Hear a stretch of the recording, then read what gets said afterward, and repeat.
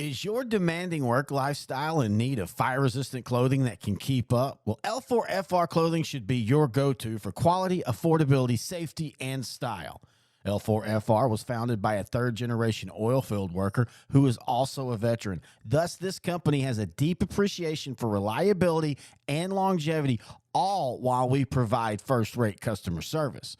Our durable apparel will serve you well for many years to come, whether you're working on a pipeline, a lineman climbing utility poles, or in any other environment requiring fire-resistant apparel. L4FR has you covered. Our apparel is tough enough to resist hazardous conditions while still providing high comfort and style. L4FR provides clothing options to ensure your safety and comfort, whether you're on the job or not. To view our complete inventory of flame-resistant garments, please visit our online store at l4frclothing.com or give us a call at 817-757-4935. Si habla español. Week 8 of the football season in 7-4A Division I is heating up. Speaking of heating up, let's thank our sponsors, Granny's Bakery, located at 401 West Pecan Street, right there in Salina.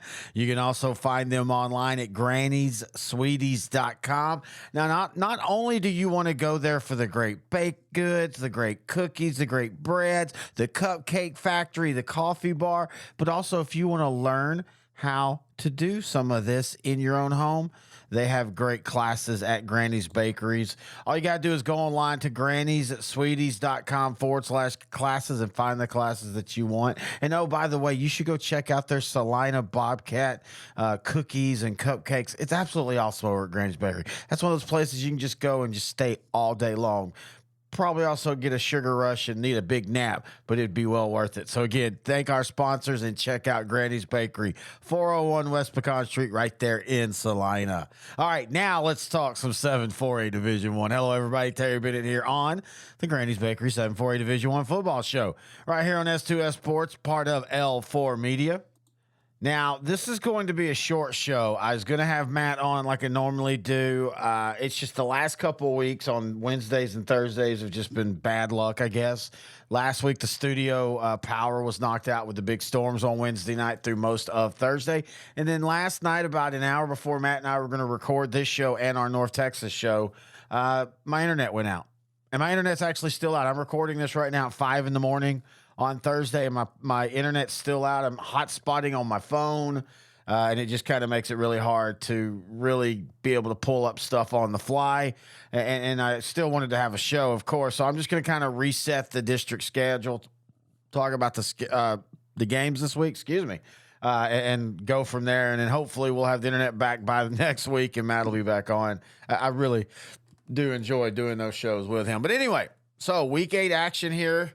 In 7-4A Division I, you're starting to see the district race take shape. It's Frisco Panther Creek and Salina. Frisco Panther Creek's 3-0. They have a game in hand. They're going to take on a Pinkston team this year that, we've talked about. If they're 0-2 in district, they're 4-2 overall. But, man, they gave Carter everything they could handle a couple weeks ago. Losing 22-24. They had a bye after that. And for them, I mean, this is literally almost an elimination game as far as trying to, if you're going to try to crawl into that top 4, you've already lost to Carter, so you're going to have to, and you've already lost to Wilmer Hutchins if you're Pinkston, so you're going to have to beat either Panther Creek or Salina and then have help. And so, if you're Panther Creek, you're going to get everything that Pinkston can give you in this game. This is a Thursday night game. I don't know if that matters. It is in Frisco. Panther Creek should win this, and they should win it comfortably. Tough loss for Pinkston a couple weeks ago against Carter after losing to Wilmer Hutchins. You just got to – we talk about it all the time. It's not about winning district first and foremost, but it's just making the playoffs, especially for a program like Pinkston. And you've got to beat the teams you're on the same level or above. You can't lose to those, and they lost to Carter. And so unless they hit a home run with a big upset, your 4 is probably going to be set here. Salina, they're going to be taking on Wilmer Hutchins. This is a game, I think it looks good on paper. Wilmer Hutchins so far on the year, they're 6-1, 2-1 in district play. But losing to Panther Creek 38-21 tells me that they're still not anywhere close to Salina's level. I think they have some athleticism that can give the Bobcats some trouble early. But, I mean, let's talk about this defense for Salina. On the year, they've only basically given up points to good offenses. Bishop Lynch, Walnut Grove, Anna.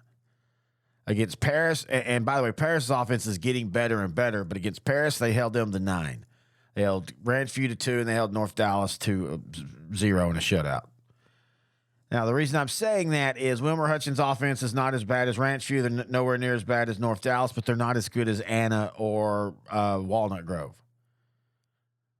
So just going off of what's happened so far, this tells me that Salina is going to probably win this game by 23-24 points. Maybe even more. I don't think they're going to win it 71-0 or 76-2 like they have their last 2 district games by any stretch, but I do think that they will win it comfortably.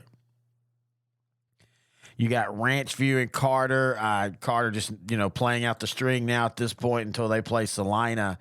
I really think that they thought that they were going to give Panther Creek a better game, and they didn't. And so I'm curious to see what's going to happen next week when it is Carter and Salina. I kind of know what's going to happen. But, can Carter put up that fight and try to either get second in district or cause a logjam at the top, and then you start doing, I don't know what this district scenarios are as far as tiebreakers when it comes to 2 and 3 teams. But I still think that's a tall order. At the end of the day, this is coming down. And I think we all knew it. I think Matt and I have talked about it, and we know it. But at the end of the day, this is all coming down to Panther Creek and Salina on that last week of the season. You're going to have both teams undefeated going into that game in district. The only thing is, how much do teams value the district championship? I think a lot of that nowadays just depends on the region you're in and where your first-round matchups are and also where your second and your third-round matchups are. That's where district champions become, if that path is easier for you as the one spot, okay, but sometimes it's not.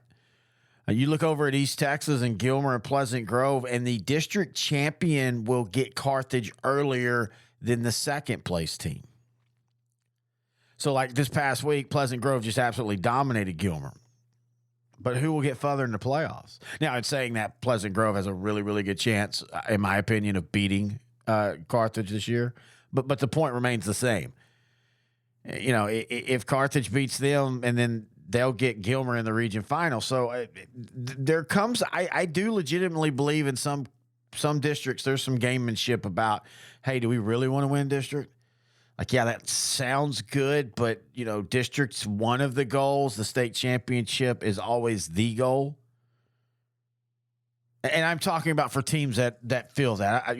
Not every team, I know every team claims that they go into the season, wanting to win district or win state.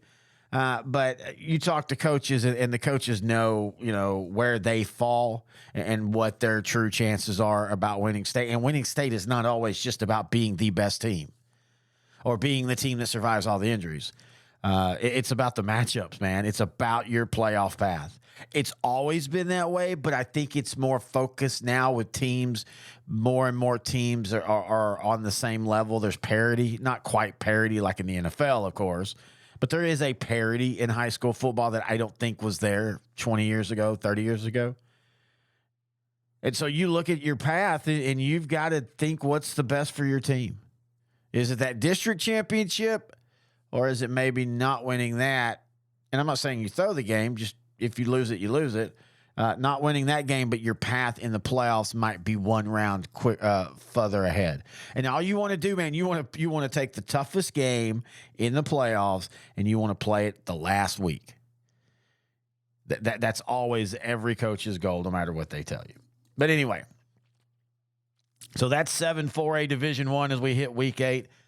If you have any questions, thoughts, or comments for the show, email them to me, Terry at S2SSport.com. Check out Sideline to Sideline, the Class 4A edition, where Grant Goodwin and I talk all of 4A football across the whole state. We also talk 3A. We also talk 2A. You can find those at S2SGrantandTerry.com. That's the audio.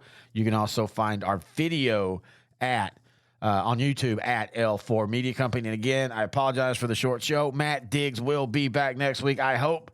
If I have to go over to his house and record it from there, man, just the luck the last 7 days with internet and electricity here at the studio. But hey, it's that time of year with storms and stuff, and these type of things happen. Be safe if you're going to watch your football. And until next week, this has been the Granny's Bakery 7-4A Division I football show right here on S2S Sports, part of L4 Media.